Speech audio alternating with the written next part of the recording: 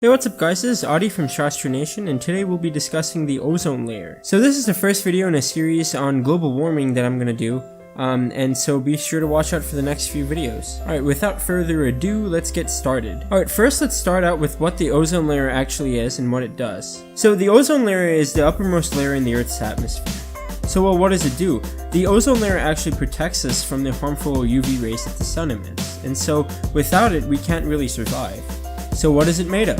The ozone is made up of O3 molecules, or O sub 3 molecules, right, which are basically molecules that consist of 3 oxygens. These O3 molecules are very good at protecting us because of their chemical properties. The problem is, however, that the ozone molecule is actually not very stable, and so it will easily break down depending on the other chemicals that are involved, and there are plenty of them. Many toxic gases like CFCs, released from various sources like factories and cars and other things like that, will follow a process called free radical substitution, or FRS, and react with the ozone molecule, effectively breaking it down. So once the ozone molecule is actually broken down, it just turns into plain oxygen, which is good for us, I guess, but like it doesn't really help us in terms of protecting us from these harmful UV rays. So what are some other chemicals that do this? It's some are N2O, which are known as NOxes, and then even water is able to do this.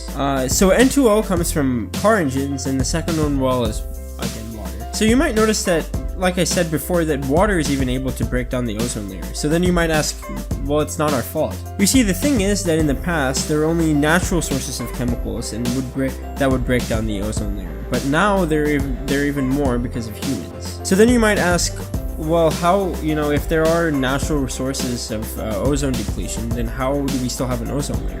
And that's because the ozone has a very awesome capability of regenerating itself. So how does the ozone actually recreate itself? Well, actually what happens is the ozone, the 3 oxygen molecules are fused together under very intense energy situations such as lightning strikes and other things like that. So then how does this affect us? Well, it's good because then we would be able to actually slow down the process of global warming. So the best way to stop the reduction of the depletion of the ozone is to actually stop using all these things that release these harmful chemicals into the ozone, or severely reduce them. And this change can only happen if all aspects of our life conform to reducing the amount of CFCs and other harmful chemicals into the air.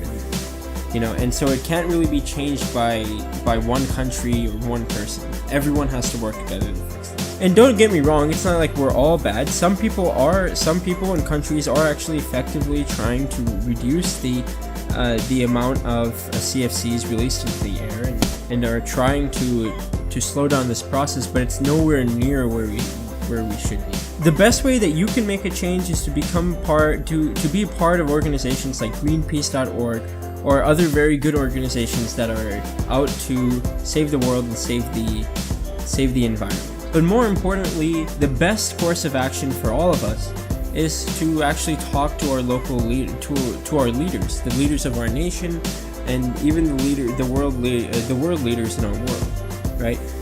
It's really these guys that can actually change this, because it really does take a lot of cooperation between not only the people around us, but between the entire world to stop this terrible situation that we've gotten ourselves into. Alright, thanks for watching. That's all I had to say about the ozone depletion.